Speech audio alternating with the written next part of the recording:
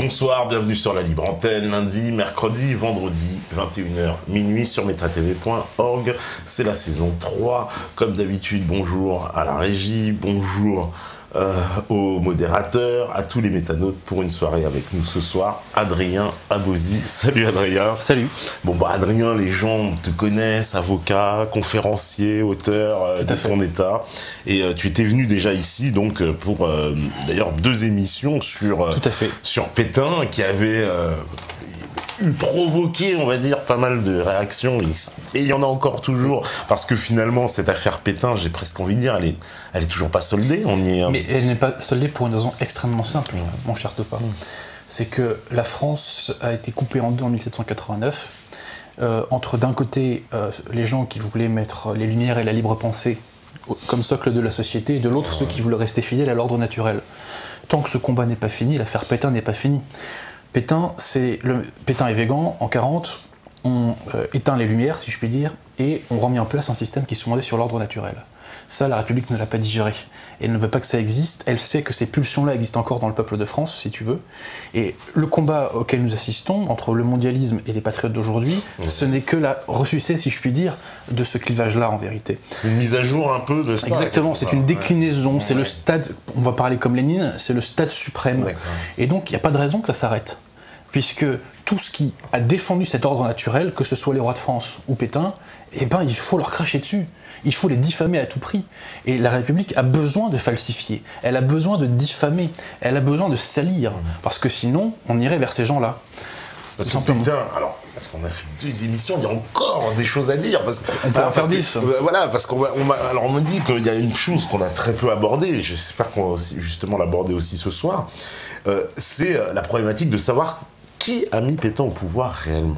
Parce que ça, cette question-là, elle se pose dans la mesure où Pétain, il arrive, bon, on sait, on va le chercher dans un contexte où... Si on va pas le chercher, il prend jamais le pouvoir. Il prend pas le pouvoir, voilà. Alors il y en a plein qui disent, mais il cherchait le pouvoir, il voulait le pouvoir quand même. Ouais, à 84 ans, non, sincèrement, je pense qu'il en rêvait pas. À chaque fois qu'il était au pouvoir, tu sais qu'il s'en plaignait. Et il disait, mais... Enfin, tu sais, à divers témoins, j'ai eu plein de témoignages, mais il dit, mais dans quelle galère je suis allé me mettre. Il n'utilisait pas ces mots-là. Mais à chaque fois, il disait, mais dans quelle galère, mets-toi à la place de ce mec-là quand même. Parce qu'il a occupé des postes avant la guerre. Il a été ministre pendant 6 mois de Doumergue. Ouais. Mais très concrètement, ça a été décevant pour lui, parce qu'il n'a pas pu faire ce qu'il voulait. Il y aura beaucoup à dire d'ailleurs, parce qu'on a dit beaucoup de bêtises sur le moment où il était ministre. C'est une parenthèse qu'on n'ouvrira pas aujourd'hui. On était allé le chercher, lui, il voulait être ministre de l'Éducation nationale, figure-toi. Et Doumergue lui a dit non, vous serez à l'armée, et puis il n'a pas pu faire ce qu'il voulait à l'armée. Il a été très déçu, et donc voilà, finalement, il n'est pas... Alors en 1938, il commence à sentir qu'on va faire appel à lui, parce qu'il y avait des gens qui voulaient le mettre à la présidence de la République. Il avait refusé à l'époque. Mais surtout, c'est un homme qui aime son pays, et qui se dit... qui pourra lui être utile d'une façon ou d'une autre. De la Seconde Guerre mondiale, il faut rappeler. De la Première, De la Première, pardon. Plus que héros, c'est-à-dire que la Première Guerre mondiale, c'est très simple, tu as l'avant et tu as l'après Pétain. Avant Pétain, c'est la guerre des hommes, si je puis dire, et après Pétain, c'est la guerre du matériel. Et Pétain, c'est celui qui a eu le souci de l'économie du sang français. Pétain a eu une doctrine révolutionnaire pendant la guerre. En fait, il a eu 2 doctrines révolutionnaires. La première, c'est sa fameuse phrase « le feu tue ». C'est-à-dire qu'avant d'envoyer les soldats, on essaie de raser un maximum avec l'artillerie et compagnie. Et la deuxième chose, c'est qu'à l'époque, il y avait le dogme, si tu veux, de la ligne à tenir.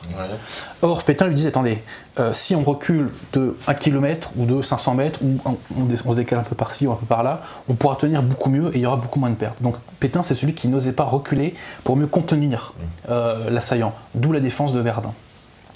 Donc, effectivement... Pour cette raison-là, il a été extrêmement populaire. Il a été aussi très populaire parce que, donc, c'est, comme on dit, le vainqueur de Verdun. Il n'a pas fait toute la bataille de Verdun, puisque Nivelle a fini par le remplacer. Mais c'est Pétain, à Verdun, qui a mis en place ce qu'on appelle la voie sacrée, c'est-à-dire la voie logistique, qui a permis de faire tourner, si tu veux, les soldats, comme quoi ils ne restaient pas trop longtemps sur le front. Et c'est lui et cette voie logistique, donc cette fameuse voie sacrée, c'est aussi ce qui ramenait le matériel assez rapidement. Ce qui fait qu'on a pu tenir face aux assauts allemands. Et en fait, beaucoup de Français, un pourcentage très grand de soldats français, ont participé à cette bataille de Verdun, et ils ont pu constater que Pétain faisait tout pour essayer de limiter la casse, si je puis dire. Autre chose, en 1917, Pétain arrive à la tête de l'armée française Et ce qui est très important, on en parle peu, mais c'est lui qui relève le moral des troupes, si tu veux. Il y avait les affaires de la mutinerie, parce que les soldats français étaient du gibier. Oui, la mutinerie de 1916, c'est ça, de décembre 1916, oui. Voilà, donc, tu sais, on parle souvent du fait que les soldats coloniaux étaient de la chair à canon. J'ai envie de dire, mais attendez, vous croyez que les autres soldats français, c'était pas de la chair à canon, les mecs? Quand vous regardez la physionomie d'une bataille, vous croyez que c'était pas de la chair à canon? Et Joffre, qui était monté grâce à ses liens maçonniques, pour moi est un criminel, pardon de le dire. Et Joffre a été donc remplacé, mais quand tu sais comment ça se passe à la française, enfin à la républicaine, c'est-à-dire que quand tu es incompétent, on te promeut. Oui. Donc Joffre, au lieu de le dégager à coups de pied dans le cul, on l'a fait faire maréchal. Voilà, c'est très bien. Bon, c'est comme ça, on a l'habitude.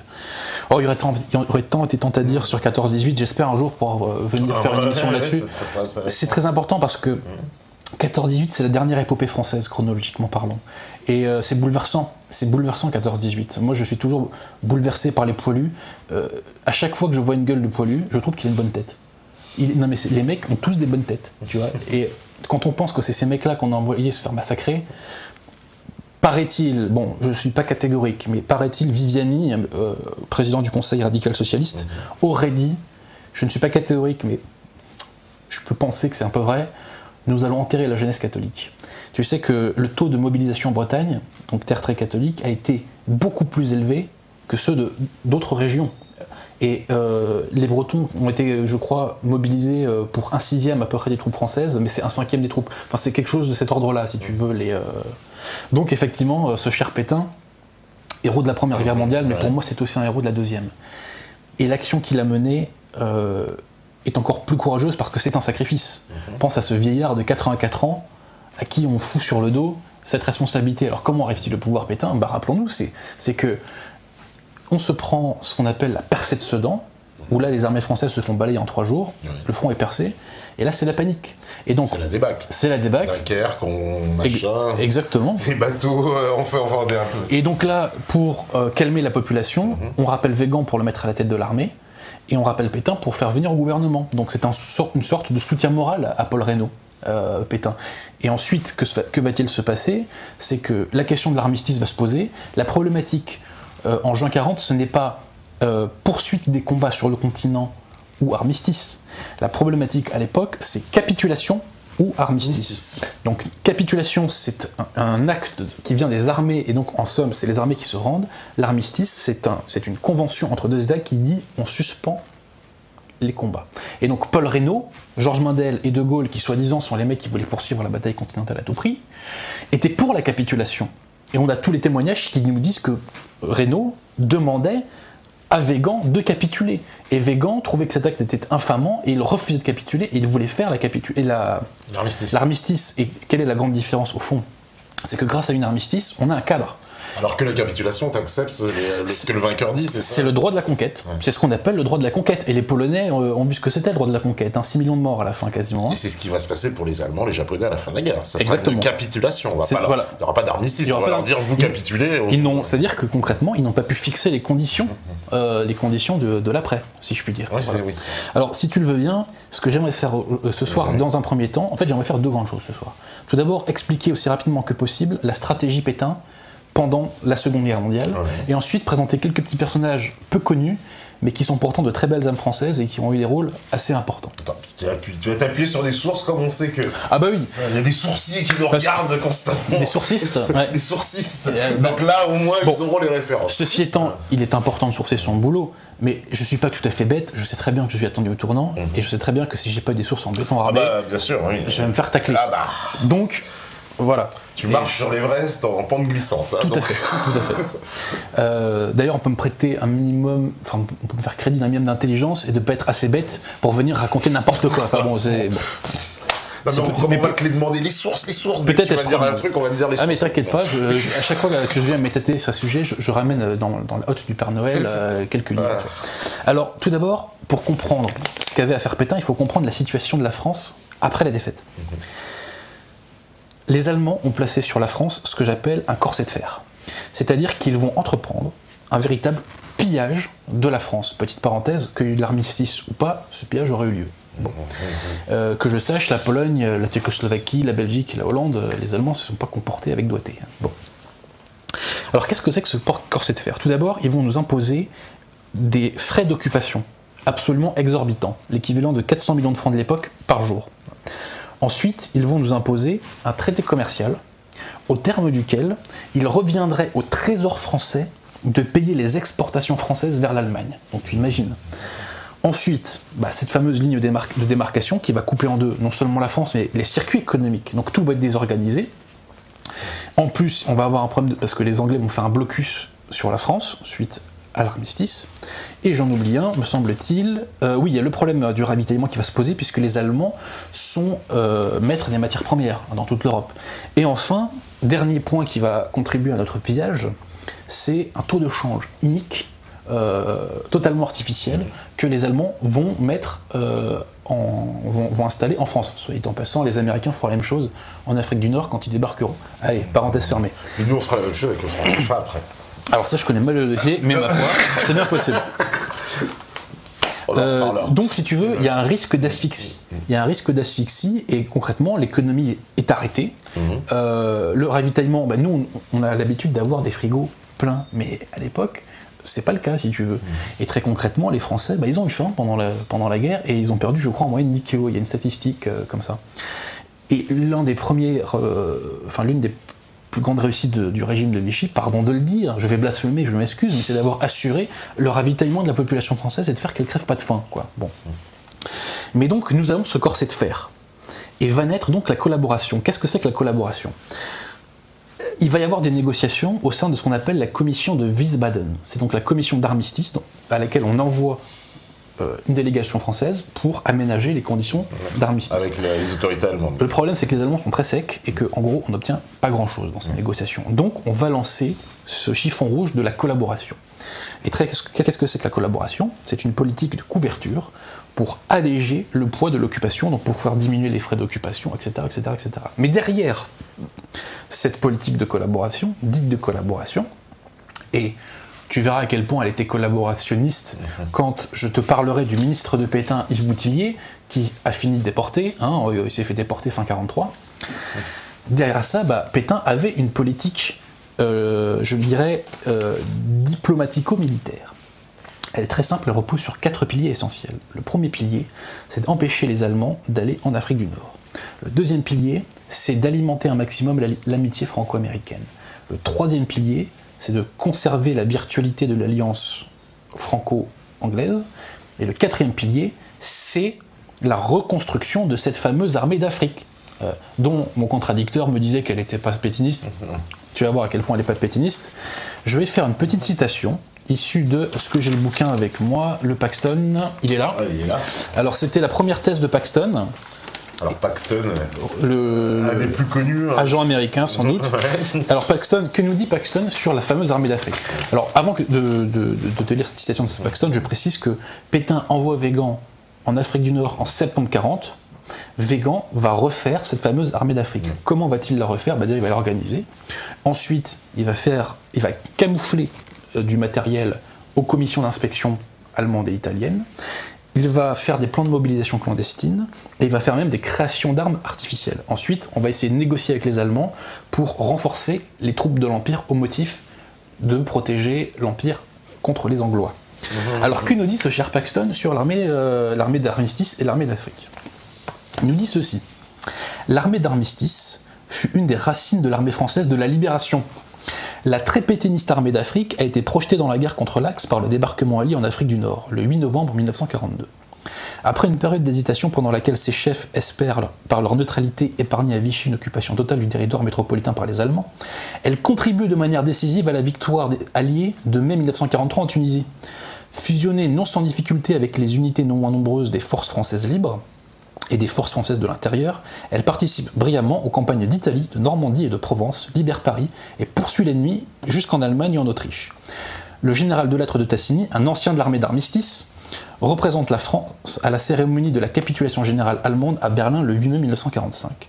L'armée de Vichy forme donc un des troncs principaux de l'armée française de l'après-guerre, à laquelle elle donna 2 de ses 4 maréchaux, Juin et de Lattre.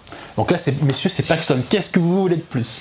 Mais donc, te disais-je, Pétain. Moi, on ne dira pas que c'est. Ah ouais, non, là c'est vraiment la source officielle. Hein, j'essaie d'avoir des sources aussi incriticables possibles du point de vue du politiquement correct et de la doxa. Mais donc, tu vois, on refait cette armée d'Afrique et l'idée, c'est de la relancer au bon moment. Si on la relance trop tôt, de toute façon, on sera balayé par les Allemands. Donc, il faut la relancer au bon moment. Quant à la volonté de Pétain de relancer cette armée d'Afrique, on pourra dire, oui, certes, Weygand a refait cette armée d'Afrique, mais Pétain, il n'était pas au courant et compagnie. Donc, déjà, Weygand, dans ses mémoires, nous dit que Pétain était parfaitement au courant. Quand des mecs de Vichy qui n'étaient pas au courant étaient envoyés en Afrique du Nord et qui voyaient ce que faisait Weygand et qu'ils stressaient un peu parce qu'ils disent si les Allemands le voient, on va avoir des emmerdes, ils en parlaient à Pétain et Pétain disait laissez faire si tu veux. Le truc, c'est que Pétain s'estimait lié par l'armistice et donc il ne voulait pas le faire directement. En plus, il savait très bien que s'il était découvert par les Allemands, les représailles auraient été terribles pour la France. Alors donc, je vais te faire une brève citation issue de cet ouvrage qui traite de l'OERA. L'OERA, c'est la première organisation militaire de résistance. Elle a disparu, hein, elle n'existe plus, hein, l'OERA. Hein, aujourd'hui, c'est plus Jean Moulin, la résistance. Mais il reste que la première organisation de résistance, c'était l'OERA. D'ailleurs, le premier chef de l'OERA, le général Frère, est mort en déportation. Il est toujours resté fidèle à Pétain. Et donc cet ouvrage a été écrit par le colonel de Dainville, et il a été préfacé par le président de l'amicale de l'OERA. Donc c'est vraiment un truc qui a été chapeauté par des résistants après la guerre. Je me permets de te faire une petite citation qui n'est pas très longue. La voici. Attends, page 8. Page 7-8. Donc le colonel de Dainville nous dit ceci. Au sujet de l'armée d'Afrique et de la volonté de Pétain de la relancer dans les combats. La pensée du maréchal Pétain, très secrète, n'a jamais été vraiment pénétrée. Elle présente plusieurs facettes. Parenthèse de ma part, si on veut la connaître, on la connaît, hein, la pensée de Pétain. Il suffit de gratter un peu. Mais bon, allez, on passe. En parlant de Pétain, il a pris de nombreux contacts avec l'armée dans les casernes et dans les camps. Certes, il avait besoin d'elle pour sa politique de rénovation nationale, mais dans les propos qu'il tenait, il s'est souvent engagé plus qu'il n'était nécessaire et de nombreux officiers l'ont entendu prononcer des paroles sans ambiguïté. À La Courtine, au camp de La Courtine en 1942, il déclare aux militaires qui sont présents « Vous recommencerez la guerre ». Il a sans aucun doute une certaine connaissance de la nature des activités clandestines de l'armée. Le 4 mars 1942, il visite à Clermont-Ferrand la direction générale du Service national des statistiques et s'en fait exposer toutes les possibilités par le contrôleur général Carmy. Parenthèse, le contrôleur général Carmy, donc membre de Vichy, va finir torturé par Klaus Barbie et il va mourir en déportation. Mais comme il est à Vichy, c'est un collabo. Donc c'est en janvier de la même année que le général Picandard, chef de l'armée, l'entretien de la mobilisation clandestine, puisque cette armée d'armistice fait un plan de mobilisation clandestine en cas de débarquement à Lille par la Provence. Pétain ne fait pas de commentaires, mais dit Picandard des officiers du cabinet du maréchal ont donné l'assurance de son appui moral. Et effectivement, Picandard, qui préparait ce plan de mobilisation clandestine, a témoigné pour Pétain à son procès. Je poursuis rapidement. Si au fond de lui-même le maréchal a approuvé la préparation secrète de l'armée en vue de la libération du territoire, je me permets de répéter cette phrase. Si au fond de lui-même le maréchal a approuvé la préparation secrète de l'armée en vue de la libération du territoire, et cela paraît vraisemblable, il ne voulait en aucune façon s'y compromettre. Il s'estimait lié par les conventions d'armistice. Un exemple illustre cette position. Dès janvier 1941, il reçoit Dingler, chef de la résistance alsacienne, expatrié d'Alsace par les Allemands. Il le reverra et il l'aidera. Mais les Allemands ont annexé l'Alsace au mépris des conventions d'armistice, et sur ce point, il se considère libre. Donc Pétain finance à plein les manettes, à plein les ballons, la résistance alsacienne, parce qu'il voit que les Allemands ne sont pas loyaux en Alsace, et donc il dit, bah oui, puisque c'est comme ça, bah écoutez, moi aussi, je vais vous tacler. Donc, effectivement, cette armée d'armistice est refaite, et l'objectif est de la relancer. Et de la relancer dans les combats au moment opportun. Et ce qu'il faut bien comprendre, et je demande aux métanotes de bien le retenir, l'essentiel, l'immense majorité des troupes qui se sont battues en Tunisie, en Italie, en France, en Allemagne et en Autriche n'ont pas répondu à l'appel du 10 juin du général de Gaulle. Elles ont répondu aux ordres de l'amiral Darlan le 13 novembre 1942 et nous allons voir dans quelles circonstances ça s'est passé. Car ce qu'il faut bien comprendre, mon cher Topa, c'est que l'homme qui va réaliser cette stratégie de Pétain, d'empêcher les Allemands... Alors attends, je vais peut-être détailler les 4 piliers. Quand je te dis empêcher les Allemands d'aller en Méditerranée, comment ça se passe concrètement? Premièrement, les Allemands, le 15 juillet 1940, demandent à ce qu'on leur cède les bases en Afrique du Nord. En somme, ils demandent d'occuper l'Afrique du Nord pour continuer la guerre contre les Anglais en Méditerranée. Et là, qu'est-ce qui se passe? Pétain dit non. Il dit non. À un point tel qu'on craint à ce moment-là que les Allemands envahissent la ligne de démarcation. Ils ne le font pas. comment ça se passe aussi, ce fait de vouloir empêcher les Allemands d'aller en Afrique du Nord, c'est la mise en échec. La mise en échec de l'opération Félix. L'opération Félix, c'était un plan allemand pour occuper Gibraltar. Mais grâce à une indiscrétion de Renzo Sawada, qui est un attaché militaire japonais à Berlin, qui était ami avec René Fonck, qui était un aviateur français très illustre, eh bien, Pétain et Franco vont se mettre d'accord, et par ce front diplomatique franco-espagnol, ils vont empêcher Hitler d'aller à Gibraltar. Et d'ailleurs, ça sera salutaire pour la guerre, puisque ne pouvant poursuivre la guerre à l'ouest, Hitler va aller à l'est, et si tu fais mon regard, il va se jeter comme un crétin sur les Russes. Ouais. Donc, mise en échec du plan Félix. J'oublie peut-être un autre truc, j'ai mon anti-sèche, parce que tu vois, j'ai beaucoup de boulot en ce moment, et j'ai pas eu le temps de préparer longtemps mon émission. Est-ce que j'ai oublié quelque chose? Oui, tout simplement. On va parler tout à l'heure des accords de Paris, au terme desquels on devait céder les bases de Méditerranée, ouais. Et ça a toujours été refusé par le gouvernement. Nous verrons dans quel contexte. Ensuite, conserver la virtualité de l'alliance britannique. Ça, c'était pas gagné, hein, parce qu'on oublie un peu de dire que les Anglais nous ont attaqués pendant la guerre. Ils nous ont attaqués à Mers-el-Kébir, oui, ils nous ont attaqués à Dakar en septembre, et ils nous ont attaqués en Syrie. Donc il a fallu quand même tout le flegme et toute la patience et toute l'expérience de Pétain pour temporiser et pour dire on ne se laisse pas emporter par nos passions, parce que déclarer la guerre à l'Angleterre serait une catastrophe. Ensuite, entretenir l'alliance américaine. Donc déjà, on entretient une ambassade et on le chouchoute. On a chouchouté l'amiral Lee, l'ambassadeur américain, qui d'ailleurs a témoigné pour Pétain à son procès. Oui, mais ça c'est l'argument aussi que ceux d'en face se servent pour dire mais oui, mais regardez, Pétain il jouait double jeu parce qu'il se mettait bien avec les Américains, bien avec les Allemands, entre guillemets. Effectivement, il avait cette politique des couvertures, de la collaboration, et derrière, il avait cette politique souterraine dont je te parle. Je précise que si on veut bien connaître cette politique souterraine de Pétain, je renvoie à cet ouvrage du général Lafargue, qui s'appelle La victoire du Vieux-Renard. Le Vieux-Renard, c'est le surnom de Pétain. Et Lafargue explique bien toute cette stratégie de Pétain que je suis en train de t'expliquer. Mais qui est ce Lafargue? Eh bien, Lafargue, vous le retrouvez dans cet ouvrage déjà, sur l'ORA. C'est un des militants, un des résistants militaires les plus fameux. Et il a mené l'armée d'Afrique, l'armée d'armistice, en Allemagne, en Autriche. Donc c'est quelqu'un qui a combattu l'Axe. Et il allait témoigner au procès Pétain avec l'écusson armé du Rhin sur le bras. Et quand il va déposer en faveur de Pétain, il passe à côté de Pétain, il le salue, il s'incline devant lui, il fait sa déposition, il repart, il s'incline une nouvelle fois devant lui, et le lendemain, eh bien, De Gaulle le dégage de l'armée. Voilà, donc comme quoi la vérité est malséante en République. Donc te disais-je, on alimente cette amitié franco-américaine, et comment ça va se traduire concrètement? Par une collaboration très importante en Afrique du Nord, puisque Weygand, justement, va avoir ce qu'on appelle les accords Weygand-Murphy pour ravitailler l'Afrique du Nord par des produits américains. Ensuite, ce qu'il faut savoir, c'est que les Américains ont misé sur Weygand jusqu'en février 1942 pour le débarquement en Afrique du Nord. Seulement, comme Weygand ne voulait pas faire dissidence avec Pétain, puisque les Américains n'ont pas proposé un plan avec les Français, Weygand a refusé et les Américains se sont reportés sur Giraud, sachant que Giraud a demandé l'autorisation à Weygand et que Weygand lui a dit allez-y, soit dit en passant. Ça aussi, ça tord un petit peu le coup à l'histoire.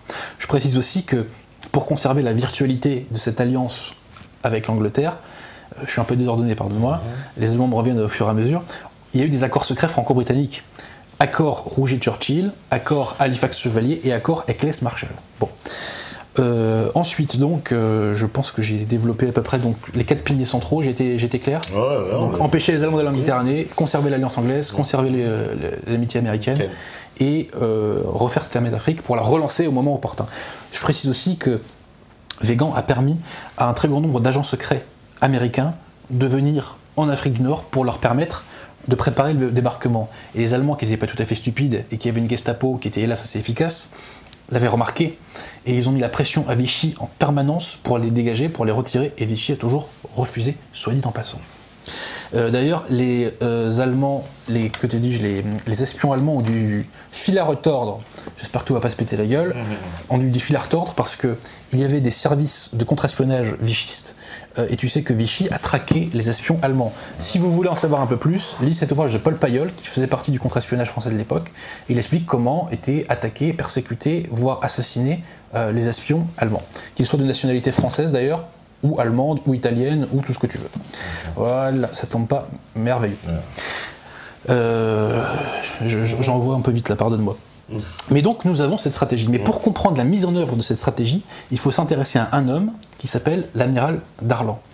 Je t'ai parlé tout à l'heure du refus de Pétain de concéder les bases en Afrique du Nord le 15 juillet.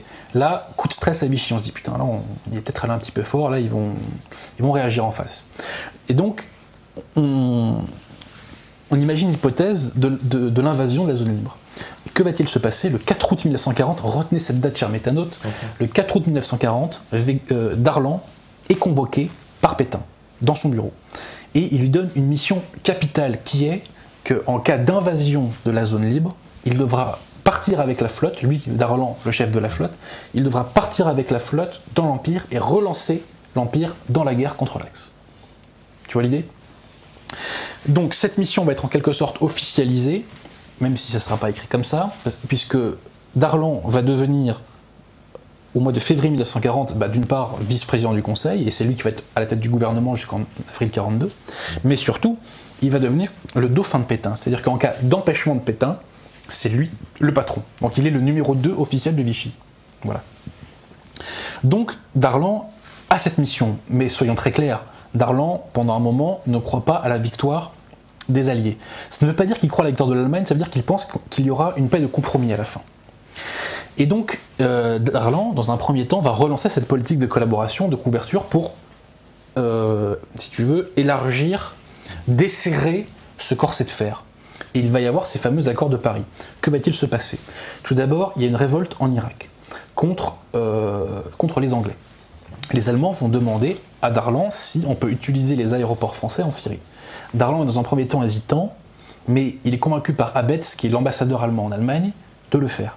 Il espère en échange avoir des contreparties pour desserrer le fameux corset. Le problème, c'est qu'il n'y aura pas grand-chose. On va certes libérer des officiers, dont le futur maréchal Juin, se dit en passant, mais il n'y aura pas beaucoup de contreparties. Et là, Darlan se dit, j'ai accepté de faire une entorse à la doctrine de Pétain qui t'empêchait les Allemands de rentrer dans l'Empire, en les faisant utiliser les aéroports de Syrie, et franchement, là, j'ai pas vraiment été payé. Donc ensuite, on fait ce qu'on appelle les accords de Paris, et au terme de ces accords, là encore une fois, la France est flouée. Je crois qu'ils ont été négociés par Benoît Méchain, de mémoire, mais je ne suis pas catégorique là-dessus, ça c'est un point à vérifier. Et donc au terme de ces accords, notamment, on prêtait aux Allemands le port de Dakar, et on leur prêtait la base de Bizerte, en Tunisie. Mais Darlan est averti le 27 mai au soir par le capitaine de vaisseau Gandin, qu'il a appris de la part d'un officier allemand, que les Allemands sont sur le point d'envahir l'URSS. Et là il se dit, on va peut-être temporiser un peu là. Et donc Darlan va demander à ce qu'un protocole additionnel soit ajouté, c'est-à-dire que pour qu'on accepte, nous, Français, les accords de Paris, il faudra qu'on ait des contreparties très sérieuses de la part des Allemands. Et donc, le projet des protocoles passe au Conseil des ministres, Weygand est convoqué, il pète un plomb devant les concessions qui sont concédées, et il dit ça c'est pas possible, donc concrètement, Weygand va le torpiller. Seulement, il ne faut pas prendre les Allemands de front, je rappelle qu'ils nous occupent. Donc en fait, on va trouver une espèce de petit tour de passe-passe. Et ce qu'on va faire, c'est que, tiens, puisque il nous demande des contreparties pour qu'on l'accepte, eh bien on va demander des contreparties tellement exorbitantes qu'ils seront obligés de refuser. Et donc nous, puisque vous refusez le protocole additionnel et ces fameuses contreparties, nous on va refuser les accords de Paris. Et c'est ce qui va se passer. Et donc ces accords de Paris, ne vont jamais entrer en vigueur. Les Allemands vont relancer de façon récurrente le gouvernement pour les mettre en vigueur, et ça sera toujours non. En outre, la position de Darlan va changer progressivement. Elle va changer à un point tel qu'il va demander, au mois de novembre 1941, alors que les États-Unis ne sont même pas encore en guerre, mais les Allemands commencent à piétiner en Russie, il va demander à Stewart Menzies, qui est le chef de l'intelligence service, il va demander à participer, écoute bien, à une réunion militaire des Alliés. Et tu sais qu'au mois de janvier 1942, il va y avoir ce qu'on appelle la conférence Arcadia, Et les archives de cette conférence arcadienne nous apprennent que Darlan a demandé à participer à cette réunion. Elle était aux États-Unis, je crois, où les militaires anglais et américains décidaient de la conduite de la guerre. Ce qui est quand même incroyable quand on y pense, puisque Darlan, le collabo, qui a demandé à participer à une telle réunion, là on voit vraiment que la doxa, le coup est tordu. Donc, te disais-je, Weygand, dès début 42, sent que c'est fini pour l'Axe à terme. L'Allemagne, certes, a encore de beaux jours devant elle d'un point de vue militaire, mais il sait qu'à terme, elle ne résistera pas. Et que va-t-il faire? Il va envoyer son fils Alain Darlan en Afrique du Nord. Et Alain Darlan va avoir pour mission de prendre contact avec Murphy. Murphy, qui est le chef de la diplomatie américaine en Afrique du Nord, ce Murphy qui avait négocié, donc vice-consul, qui avait négocié avec Weygand les fameux accords Weygand. Ouais. Et en fait, la mission donc de Alain Darlan, quelle est-elle? C'est de négocier avec Murphy pour qu'il y ait un accord franco-américain de débarquement en Provence. Et donc l'idée serait que nous, notre armée d'armistice, permettrait aux alliés de gagner un petit peu de temps pour débarquer tranquillement en fait. C'est un peu ça l'idée. Seulement, comme tu le sais, Murphy ne va pas négocier le débarquement. Enfin, il négocie parallèlement avec ces négociations avec le fils de Darlan qui vont durer jusqu'en octobre 42. Hein. Murphy va négocier avec ce qu'on appelle le groupe des 5. Le groupe des 5, qui sont-ils? Parce que d'où vient le débarquement de l'opération Torche en novembre 42? C'est en fait pourquoi Giraud débarque comme ça en 42, c'est que il y a des résistants locaux à Alger qui vont négocier, qui n'ont rien à voir avec De Gaulle, hein, qui vont négocier avec Murphy pour qu'un général français, appuyé par les troupes américaines, puisse débarquer en Afrique du Nord. Je suis clair? Oui, d'accord. Okay. Et donc en fait, il va y avoir deux filières de négociation. Il y a celle du groupe des 5 et celle avec Alain Darlan. Alors qui retrouve-t-on dans ce fameux groupe des 5? Tu vois, c'est rigolo. C'est qu'on a Rigaud qui est un diplomate, on a Saint-Ardouin qui est un diplomate, on a von Eck qui est un militaire, qui est le chef de ce qu'on appelle les chantiers de jeunesse à Alger. J'en oublie un, qui est-il? Alors il y en a un qui est marrant, c'est le Maigre du Breuil. Tu connais les huiles d'olive Le Sieur, j'imagine? Oui, bien sûr. Bah, le Maigre du Breuil, c'est le patron des huiles d'olive Le Sieur, en fait. Il a épousé la fille de Monsieur Le Sieur. Et en fait, c'est le patron des huiles d'olive Le Sieur.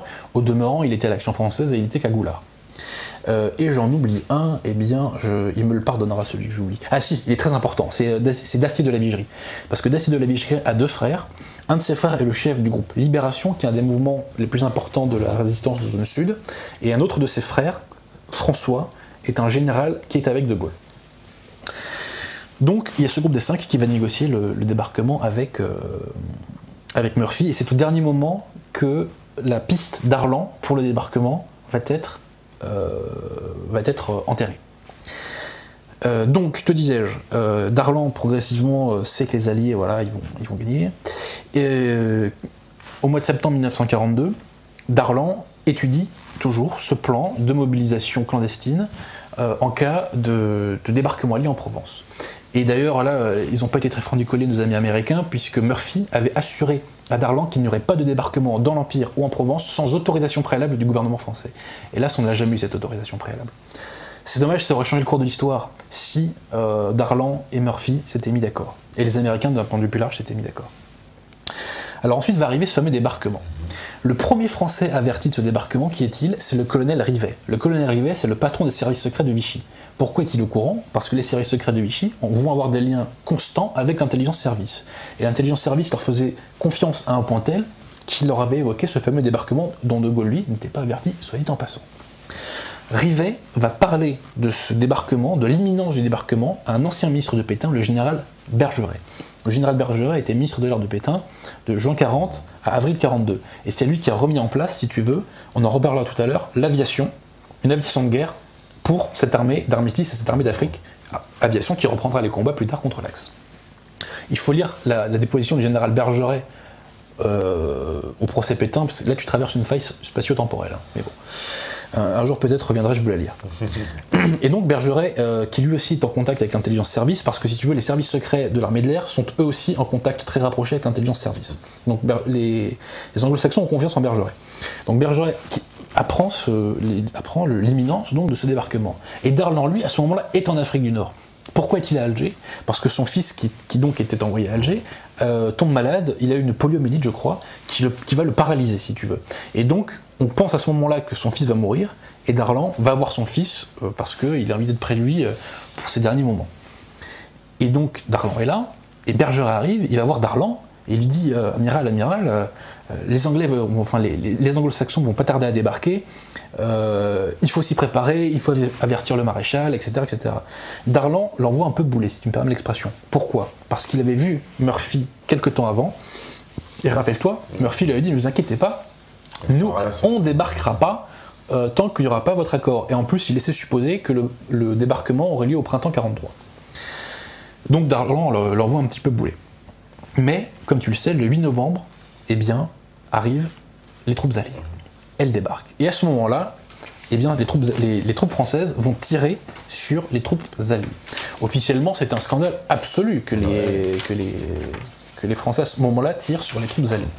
Or, les Alliés le savaient qu'ils allaient le faire, puisque, au terme des accords secrets, c'était convenu qu'en cas d'agression, pour exciper de notre bonne foi vis-à-vis des Allemands, si tu veux, on était obligé de leur tirer dessus, sinon il y aurait eu des représailles sur les populations en France. Et là, je vais commencer par faire une petite citation issue de ce livre. Ça, c'est du lourd. Croisade en Europe, de M. Dwight Eisenhower, futur président de la République américaine. Et surtout, ça a été le héros de la Seconde Guerre mondiale. Le héros de la Seconde Guerre mondiale, tout à fait. Donc, est-ce que ça va tenir? J'espère ne pas faire de... Hop, voilà. Donc, bon écoute, c'est pas grave, on va mettre ça comme ça. Donc, citation de ce cher Eisenhower. Que nous dit-il dans ses mémoires au sujet du fait que les troupes françaises tirent sur les troupes américaines qui arrivent? Nous comprenions très bien qu'officiellement on serait obligé de nous opposer une certaine résistance, puisqu'à l'intérieur de l'Europe, les Français se trouvaient toujours sous la botte allemande. Donc il le savait et il le comprenait très bien, il le dit lui-même. Puis, ce fameux maréchal Juin, héros de la guerre, héros français qui va nous faire gagner des batailles décisives. Il y a des rues maréchal Juin partout. Exactement. Qu'écrit ce cher maréchal Juin dans ses mémoires? Citation. Il ne s'agissait que de trouver un biais, de gagner du temps en donnant le change dans l'attente d'un renversement subi de la vapeur provoquée par une intervention des forces de l'Axe violant l'armistice. Aux forces américaines qui s'approcheraient, il ne serait opposé, comme l'honneur militaire le commande, même vis-à-vis de ses meilleurs amis, quand ils cherchent à s'introduire par effraction, qu'un barreau d'honneur. C'est une formule bien connue des soldats d'Afrique qui permet de concilier le devoir et les sentiments. Aucun chef militaire allié ne s'y est mépris, je dirais même que la chose était attendue, comme en témoigne l'instruction donnée à ses troupes avant le débarquement par le général Anderson, commandant de la première armée britannique. Donc on voit que ce scandale officiel n'en est pas un. Un barreau d'honneur, c'est-à-dire quoi? Ils ont tiré, mais bon, semblait sans vouloir vraiment tuer en fait. Si, il y a eu des combats sérieux. Bon, ils n'ont pas mis le paquet si tu veux, mais il y a eu des combats. Ça, c'est absolument incontestable. Mais nos amis anglo-saxons, à ce moment-là, le savaient, et comme l'a dit ce cher Eisenhower, c'était inévitable parce que sinon les Allemands, qui n'avaient pas la main tendre tout à fait quand même à l'époque, auraient commis des représailles gravissimes contre le peuple français. Donc que va-t-il se passer pendant ces jours décisifs du 8 au 13 novembre? Et là, je demande au Métano d'être très attentif, parce qu'on peut écrire une pièce de théâtre là-dessus, c'est absolument passionnant. Darlan voit bien qu'il est à Alger à ce moment-là, Darlan. Il voit bien que... rappelle-toi, il est le dauphin du maréchal, et c'est le généralissime en chef des armées françaises depuis que le retour de Laval au pouvoir. Il a accepté de partir et de laisser le gouvernement à Laval, mais en échange, c'était le chef et toujours le dauphin du régime de Vichy. C'est le numéro 2. Darlan ne peut pas pour l'instant, appliquer la mission du 4 août, puisque la zone libre n'est pas en veille. Mais ceci étant, il voit la situation, et le 8 novembre, le jour du débarquement, il va faire une armistice avec les Anglo-Saxons uniquement pour la région d'Alger, afin que, si tu veux, les esprits soient plus calmes. Donc armistice pour la région d'Alger. Le 9 novembre, le lendemain, les Américains vont faire à Darlan une proposition d'armistice pour cesser les combats en Afrique du Nord. Et dans un premier temps, Darlan va refuser. Il va refuser parce qu'il n'a pas encore l'aval de Vichy. Et Darlan ne veut rien faire sans l'accord de Pétain. Et il sait que s'il accepte tout de suite, rappelle, les Allemands vont, encore une fois, commettre des représailles sur le peuple de France dans notre cher Hexagone. Ce jour du 9 novembre est aussi important pour deux raisons. Un, c'est ce jour-là que Giroud arrive en Afrique du Nord, et quand il arrive pour dire qu'il faut cesser les combats et se mettre avec les Américains, accueil glacial de l'armée, pour qui il est un insubordonné et un dissident. Et surtout, Laval est convoqué par Hitler pour faire le point sur la situation. Il est convoqué vers Munich, je crois. Donc dans un premier temps, Darlan ne signe pas cet armistice qui va cesser les combats, qui est censé faire cesser les combats en Afrique du Nord. Arrive la deuxième journée du 10 novembre, et là les Américains sont à bout de patience. Voyant qu'on va tout perdre si on ne signe pas cet armistice, Darlan, convaincu notamment par les officiers français, va signer ce fameux armistice sans l'aval initial de Pétain. Et là, que va-t-il se passer? Eh bien, il va y avoir une réaction officielle de Vichy. À 14h50, Darlan va être condamné par Vichy et il va recevoir l'instruction suivante: j'avais donné ordre de se défendre contre l'agresseur, je maintiens cet ordre. Et là, pour Darlan aussi, le coup est terrible et il renvoie à Vichy le télégramme suivant: reçu, j'annule mon ordre. Mais à ce moment-là, Darlan est décomposé, il est abonné, il se dit mais mince, j'ai fait n'importe quoi sans l'aval de Pétain.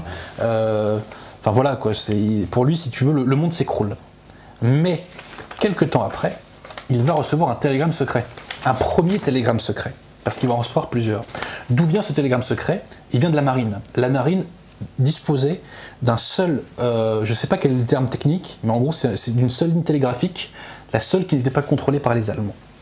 Il va recevoir ce télégramme qui lui est envoyé avec, bien entendu, l'aval de Pétain, par l'amiral Offand, qui nous dit: comprenez que cet ordre était nécessaire pour la négociation en cours. Qu'est-ce que ça veut dire? Ça veut dire que on est obligé de vous condamner officiellement parce que l'aval est en train de négocier avec Hitler pour qu'on n'ait pas trop d'emmerde, en somme.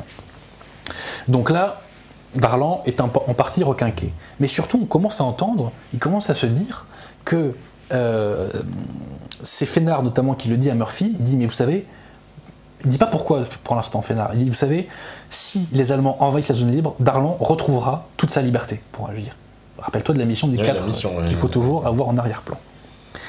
Donc pour l'instant, ceci étant, donc on signe cette convention. Cette convention, elle est malgré tout, elle n'est pas encore appliquée, mais officiellement, donc, elle est condamnée par Vichy, et ensuite, l'amiral Offand, en fait c'est Pétain et Offand, qui vont faire comprendre à Darlan qu'en réalité, c'est uniquement pour des motifs extrêmement précis, parce que l'aval n'est pas là, et qu'il négocie avec Hitler, on le condamne officiellement. Je dis bien officiellement. Donc nous allons arriver ensuite à la fameuse journée du 11. Et là, que va-t-il se passer à la fameuse journée du 11 ? Il va y avoir deux choses qui vont faire que Darlan va reprendre sa liberté totale. La première chose, c'est qu'il va recevoir encore un autre télégramme secret qui nous dit « C'est uniquement parce que vous êtes prisonnier que je ne vous ai pas désigné comme mon représentant en Afrique. » Pourquoi Darlan serait prisonnier? Parce que rappelle-toi, il avait dit qu'il se constituait prisonnier quand il avait répondu à Vichy. Donc à ce moment-là, effectivement, il va y avoir un imbroglio. Tout le monde pense que Darlan est, si tu veux, est désavoué par Vichy, et donc le chef de l'Afrique du Nord à ce moment-là, ça sera Noguès, puisque Pétain pensait lui aussi que Darlan était prisonnier, puisqu'il le dit dans son télégramme, et donc il va nommer Noguès comme chef du régime de Vichy en Afrique du Nord. Donc à ce moment-là, à partir du 10, aux yeux de l'armée d'Afrique vichiste, c'est Noguès le chef et c'est plus Darlan. Donc il y a vraiment un imbroglio. Donc première chose, le 11 novembre, un deuxième télégramme secret est envoyé, c'est celui que je viens de te dire, c'est uniquement parce que vous êtes prisonnier que je ne vous ai pas désigné comme mon représentant en Afrique. Et ensuite, que va-t-il se passer ce fameux 11 novembre? Les Allemands vont envahir la zone libre. La zone libre, ouais. Et là, Darlan dit, là j'ai les mains libres. Et qu'est-ce qu'ils vont faire avec le général Juin?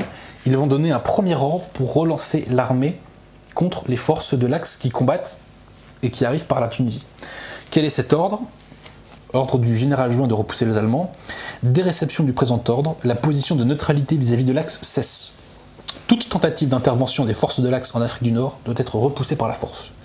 Il y a lieu dès maintenant de se préparer à des opérations actives. Le problème, c'est que, rappelle-toi, il y a cet imbroglio, et les généraux français disent « mais nous, on aimerait bien le faire », c'est notamment le généraux Madrigal et Kuls, mais c'est Noguès notre chef, c'est pas vous. Donc c'est Noguès qui doit donner cet ordre-là. Donc cet ordre est dans un premier temps suspendu. Noguès va arriver à Alger le lendemain, le 12, donc le 12 novembre. Il va y avoir une réunion entre tous les officiers français, et Noguès va accepter de transmettre ses pouvoirs à Darlan. si tu veux. Et en contrepartie, Giraud, lui, et ça les Alliés dans un premier temps l'acceptent, ne pourra que lever un corps franc pour aller combattre les Allemands en Tunisie. Il ne sera pas le chef des armées françaises, ce ne sera pas Giraud. Ce sera pas lui, Voilà. Donc dans un premier temps, donc, on trouve ce premier accord, donc c'est Noguès qui retransmet ses pouvoirs à Darlan. Mais le fameux groupe des 5 va voir Giraud à la fin de la journée du 12 et dit « Mais vous êtes complètement débile.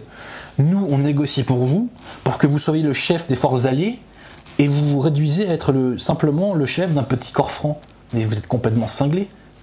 Si on a les Américains avec nous, fondamentalement, on peut obtenir plus. » Alors le lendemain, Giraud se rebiffe et dit « Non, je veux plus, je veux être le chef des armées françaises. » Le maréchal Juin, heureusement, enfin, il était que général à ce moment-là, est conciliant et dit « Écoutez, je suis votre numéro 2, il n'y a pas de problème. » Donc on trouve un nouvel accord.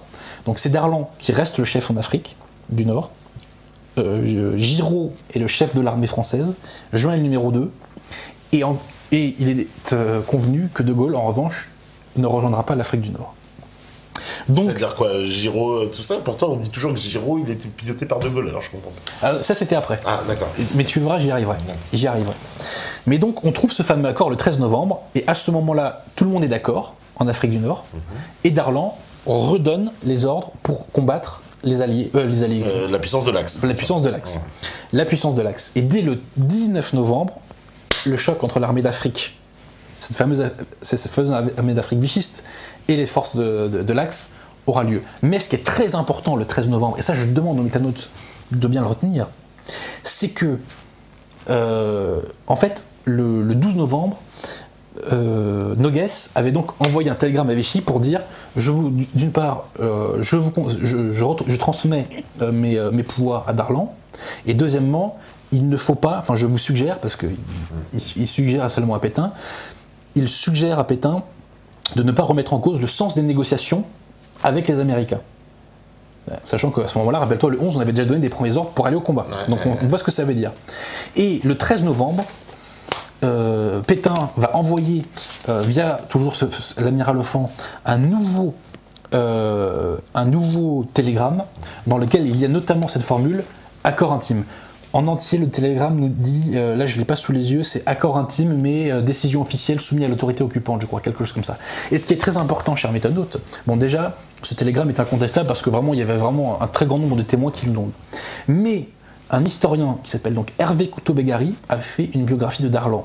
Et il a retrouvé le fac-similé. De ce télégramme secret. Et ce pauvre Paxton, qui, dans sa première version de la France de Vichy, disait que ce télégramme secret était de la littérature, a bien été obligé de reconnaître que finalement il était vrai. Et que nous dit-il, ce cher Paxton, dans cette réédition de son bouquin de l'armée d'Afrique? C'est que, oui c'est vrai, bon il y a eu des télégrammes secrets de Pétain, mais c'était pour rester neutre vis-à-vis des Alliés, c'était pas pour s'allier à eux. Le problème, c'est que ce télégramme accord intime répond au télégramme de Noguès. Et que disait, rappelle-toi, ce télégramme de Noguès? C'était je retransmets mes pouvoirs à Darlan. Darlan, qui était titulaire de cette mission du 4 août 1940. Darlan, qui avait donné le 11 les ordres, tu sais, les premiers ordres pour reprendre les combats. Darlan qui n'avait cessé de négocier, et on savait qu'il a négocié dans ce sens-là avec les Américains. Donc si tu veux, il se fout de notre gueule là, Paxton, pour des choses simplement. On savait très bien quelle était la portée de ce transfert de pouvoir à la personne de l'amiral Darlan, et Pétain a dit banco, accord intime. Et là, on a relancé l'armée d'Afrique contre l'armée de l'Axe. Et donc ça, il faut bien le comprendre. L'immense majorité des troupes qui se sont battues, militaires je parle pas de la résistance, mais l'immense majorité des troupes militaires qui ont combattu les forces de l'Axe sont issues de cette armée de Vichy, et elles n'ont pas répondu à l'appel du 18 juin de Gaulle, elles ont répondu aux ordres de l'amiral Darlan du 13 novembre 1942. Et je vais faire, si tu me le permets, une petite citation, c'est la figure un peu tutélaire de cette émission, de ce cher Eisenhower. Ce cher Eisenhower va faire un petit télégramme, un peu long quand même tout de même, au gouvernement américain et anglais. Voici ce qu'il nous dit. Comprenons parfaitement la surprise provoquée à Londres et à Washington par le tour compris les négociations engagées avec les Français d'Afrique du Nord. Les sentiments de ceux-ci ne cadrent guère avec nos prévisions. Les faits indiqués ci-après sont réels et il importe qu'aucune décision précipitée prise dans nos capitales ne vienne compromettre l'équilibre que nous sommes parvenus à établir. Il faut tenir compte ici du maréchal Pétain. Tous s'imaginent qu'ils vivent et agissent à l'ombre du maréchal. Gouverneur civil, chef de l'armée et de la flotte, s'accorde à reconnaître qu'un seul homme a le droit d'agir en ce moment en Afrique du Nord. Cet homme, c'est Darlan. Giraud lui-même, qui est notre conseiller avisé et notre ami sincère depuis nos premières conférences, a abaissé terriblement ses prétentions, reconnaît la considération dont il jouit partout et a modifié ses propres intentions en conséquence. La résistance que nous avons rencontrée au début nous fut opposée parce que les soldats de tout grade croyaient agir conformément aux désirs du maréchal. C'est pourquoi Giraud fut considéré comme coupable d'une certaine insubordination lorsqu'il préconisa la non-résistance à notre débarquement. Giraud comprend et semble approuver l'attitude générale. Tous les gens intéressés à la chose déclarent qu'ils sont prêts à nous aider à condition que Darlan le leur commande et qu'ils ne veulent pas accepter d'autre chef que lui. L'amiral Esteva à Tunis dit qu'il veut recevoir ses ordres de Darlan. Noguès a fait cesser le feu au Maroc sur l'ordre de Darlan. Il n'y a pas moyen de faire autrement que de reconnaître la position de Darlan. Donc ça, c'est du Eisenhower qui nous dit que Darlan était l'homme de la situation et il ne l'était que parce qu'aux yeux de tout le monde et au lieu de toute cette armature militaire... Il avait la légitimité réelle. Exactement. Il était le numéro 2 et il était le représentant de Pétain. Et ce qu'il faut savoir, chers métanautes, retenez-le bien, c'est capital. C'est que donc du 13 novembre 1942 au 14 mars 1943, l'armée va combattre officiellement au nom, je cite, du maréchal empêché. C'est-à-dire que tous les actes de gouvernement qui vont être pris par Darlan à ce moment-là vont être signés au nom du maréchal empêché. On va créer un conseil impérial au nom du maréchal empêché. Que va-t-il se passer et quel est le hold-up qu'a fait De Gaulle? C'est que dans un premier temps, Darlan va se faire assassiner par une conspiration gaulo-monarchiste. Et à ce moment-là, c'est Giraud qui va être désigné par le conseil impérial de Vichy pour lui succéder. Le problème, c'est que Giraud est un brave homme, mais que politiquement, il est un peu nul. Et là, il va se faire complètement manipuler par De Gaulle. Et au final, Giraud va répudier Vichy dans un discours du 14 novembre 1943. Et d'ailleurs, ça aura des résonances extrêmement négatives au sein de cette armée qui était maréchaliste. Et donc, le hold-up de Gaulle, c'est qu'on a attribué à De Gaulle les victoires de cette armée d'Afrique, alors que, il ne les a pas commandées, et ce n'est pas lui qui les a organisées, et ce n'est même pas lui qui les a relancées dans les combats. Voilà. Donc là, j'espère que j'ai été clair sur cette stratégie. Au moins, oui, on a refait j'ai envie de dire, comment dire, le parcours un peu de ce maréchal Pétain. Voilà. Parcours très chaotique. On va faire une petite pause. Ouais. La régie, elle est prête, super. Et puis on revient juste après, toujours ambiance Pétain. On me disait tout à l'heure, oui, c'est quand que Meta TV va annexer la Pologne? Bon, calmez-vous. Un format classique, là, jeune homme. Ouais, voilà, c'est pas la France qui envahit la Pologne. Hein. Non, Voilà, pas tout à fait. Faites pas vos Caroline Forest. D'ici là, on se rejoint. À tout de suite.